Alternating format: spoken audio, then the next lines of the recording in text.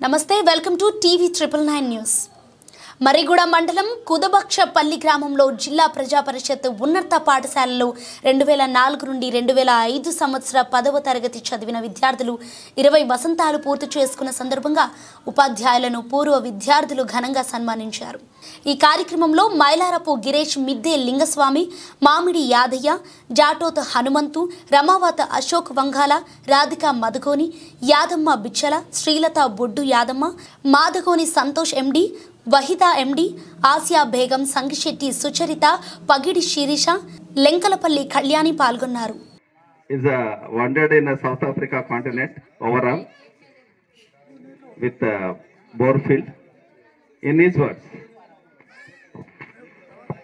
hello.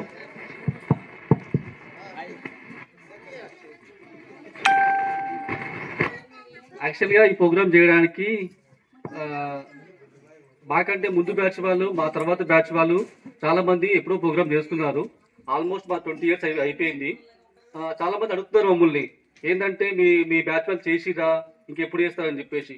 అంటే మాకు కుదరట్లేదు అసలు. అందరి నెంబర్ మా దగ్గర లేకుండే, అలా కొంతమంది నెంబర్ కలెక్ట్ చేసుకొని ఆ గిరీష్తోని, శ్రీధర్ అందరితో మాట్లాడుకొని మనం ఈసారి ఎట్లయినా ప్రోగ్రామ్ సక్సెస్ఫుల్ చేసుకొని చేద్దామా వద్దా అని డిస్కషన్ చేసుకున్న తర్వాత గిరీష్ మాట్లాడినాడు. అరే అందరి నెంబర్ కొంచెం లేడీస్తో కాంటాక్ట్ అవుతాను, కాంటాక్ట్ అయిన తర్వాత నెంబర్ కలెక్ట్ చేస్తాను, చేసిన తర్వాత ఆ గ్రూప్లో ఒక మెసేజ్ పెడతాము. అందరి అభిప్రాయం తీసుకున్న తర్వాత వాళ్ళకు వీలున్న డేట్లో చూసుకొని మనం ప్రోగ్రామ్ చేస్తామని చెప్పేసి ఒక మెసేజ్ దాంట్లో గ్రూప్లో ఫార్వర్డ్ చేసినట్టు. దానికి కూడా మిత్రులు మొత్తం అందరికీ వీలున్న టైంలో వాళ్ళు టైం తీసుకొని కొంచెం మెసేజ్లో కానీ రూపంలో కానీ డైరెక్ట్గా పర్సనల్గా ఫోన్ చేసి కానీ మాట్లాడినారు. వాళ్ళు మాట్లాడిన తర్వాత ఒకరొకరు ఇట్లా చేతుల మీదుగా బహుమతి మెమంటో స్వీకరించాల్సిందిగా కోరుతున్నాం. స్వీకరణ అనంతరం గునగంటి యాదమ్మ వారి మాటల్లో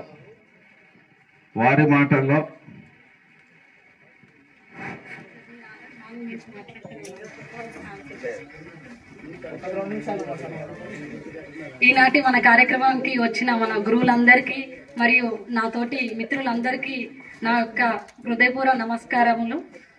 ఫస్ట్ నా గురించి నేను సెల్ఫ్ ఇంట్రొడక్షన్ చేసుకుంటాను. నేను అతి సాధారణమైన కుటుంబంలో జన్మించి మా నాన్న యొక్క కోరిక నెరవేర్చాలనే లక్ష్యం నాకు చిన్ననాటి నుండే ఉండేది. కానీ నాకు తెలిసిందంటే ఏంటి అంటే, పక్క వాళ్ళతో మాట్లాడితే ఇతరులు ఏమనుకుంటారో అన్న ఫీలింగ్ నన్ను చాలా బలహీనపరిచింది. నాకంటూ ఈ విషయం అర్థమయ్యే స్థాయికి వచ్చే వరకు నేను ఏదైనా సరే సాధించుకోవాలి, ఒక మహిళలకు ఇలాంటి అవకాశం ఉంది అని తెలుసుకున్న తర్వాత నేను చదువుని ఎలా అయినా చదవాలని చాలా పట్టుదలతో చదివి ఫస్ట్ నాకు ఇంటర్ అయిపోగానే మా నాన్నగారు పెళ్లి చేశారు. అతి చిన్న వయసులోనే. డిగ్రీ ఫస్ట్ ఇయర్కి వచ్చే లోపు నాకు పాప.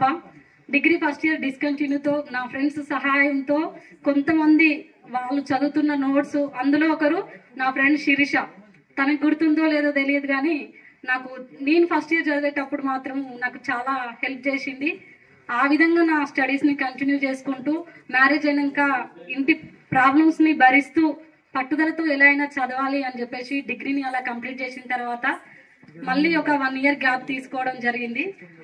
ఆ క్రమంలోనే నన్ను ఎవరైతే నాలో ఉన్న స్కిల్స్ని గుర్తించి నాకు అక్కగా సజెషన్ చేస్తూ, నీకు ఏదైతే ఫీల్డ్ సూటబుల్ అవుతుందంటే, నాకు చిన్నప్పుడు నాకు బాగా ఇష్టమైన మాస్టర్ ఎవరనంటే సులేమన్ సార్ గారు అని చెప్పుకోవచ్చు. సార్ చెప్పేవారు, నువ్వు ఫ్యూచర్లో ఏమవుతావంటే, సార్ నేను టీచర్ని కావాలనుకుంటున్నాను సార్ అని చెప్పేదాన్ని. అలాంటి టీచర్ని కావాలని నాలో ఉన్న పట్టుదలను చూసి మా అక్కగారైన ఒక ఝాన్సీ తను ఏం చేసేవారంటే, నీకు చదువు పైన ఇంట్రెస్ట్ ఉంది కదా, నువ్వు ఎలా అయినా చదువుకో అని చెప్పేసి బీఈడీ చేయమని సలహా ఇచ్చింది.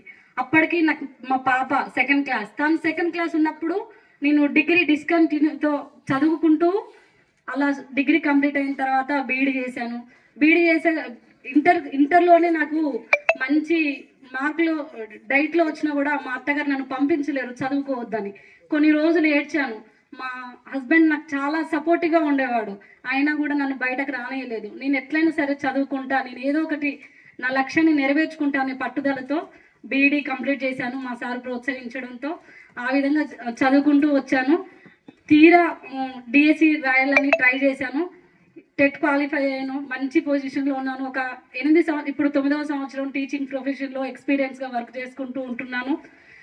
టీచర్తో పాటు నేను కొన్ని స్కూల్ బాధ్యతలు కూడా నిర్వహిస్తూ కొన్నింటికి ఇన్ఛార్జ్గా, అంటే సబ్జెక్ట్తో పాటుగా అదర్ యాక్టివిటీస్లో కొన్ని మార్కెటింగ్ స్కిల్స్ పైన కూడా నాకు చాలా అవగాహన ఉంది. అంటే పూర్వం మనం చేతుల మీదుగా మేమంటో తీసుకుంటుంది.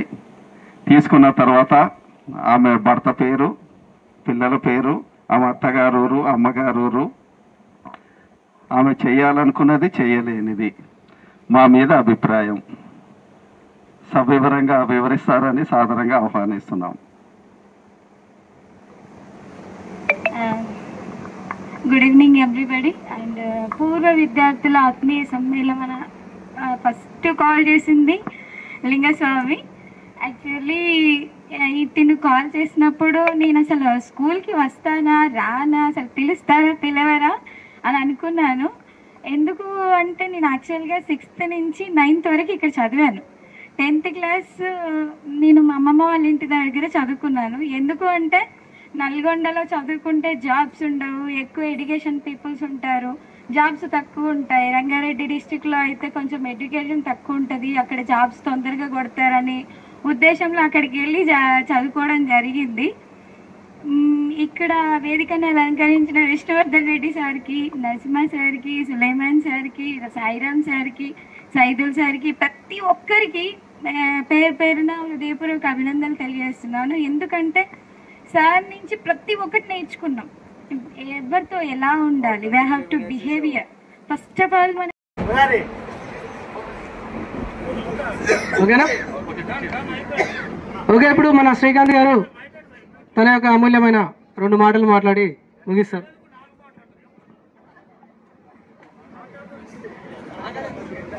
నా పేరు శ్రీకాంత్ బూడిద. నా వృత్తిరీత్యా డ్రైవరు. నాకు ఒక పాప, ఒక బాబు. ఇంకో విషయం ఏంటంటే మా పాప ఇదే స్కూల్లో 6వ తరగతి చదువుతుంది. నేను ఇదే స్కూల్లో చదివినా, ఒకటే స్కూల్.